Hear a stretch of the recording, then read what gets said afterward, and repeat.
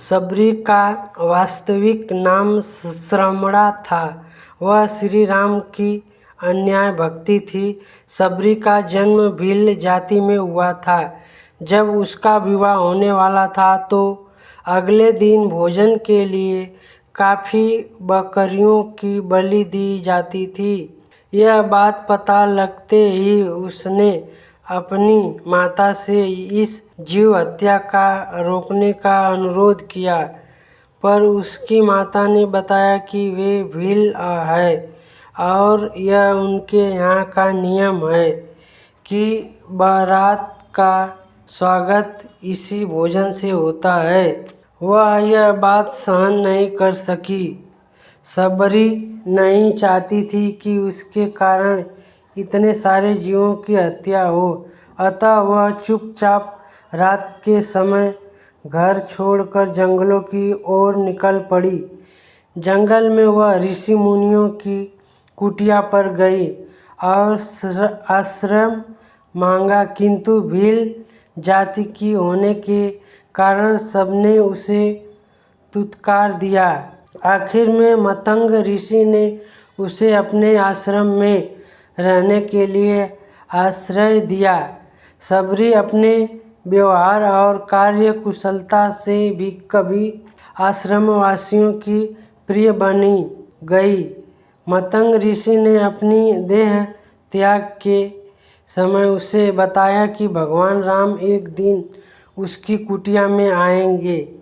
वह उनकी प्रतीक्षा करे, वहीं उसका उद्धार करेंगे। दिन बीतते रहे।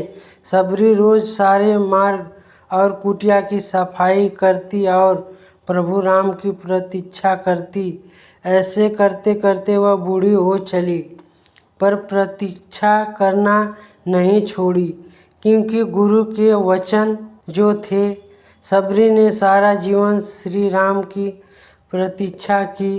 अंत में सबरी की प्रतीक्षा खत्म हुई और भगवान श्री राम अपने बेटे भाई लक्ष्मण के साथ माता सीता की खोज करते हुए मतंग ऋषि के आश्रम में जा पहुँचे।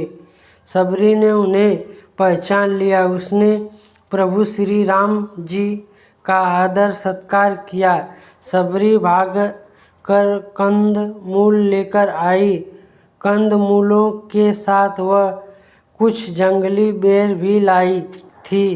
कंद मूलों को उसने भगवान को अर्पण कर दिया, पर बेरों को देने का साहस नहीं कर पा रही थी, कहीं बेर खराब और खट्टे न निकले, इस बात का उसे भय था। उसने बेरों को चखना आरंभ कर दिया। अच्छे और मीठे बेर वह बिना किसी संकोच के श्री राम को देने लगी। श्री राम उसकी सरलता पर मुग्ध थे। उन्होंने बड़े प्रेम से जूठे बेर खाए।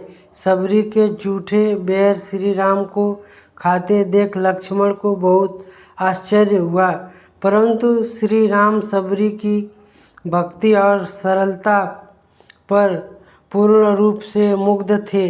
श्री राम की कृपा से सबरी का उसी समय उद्धार हो गया।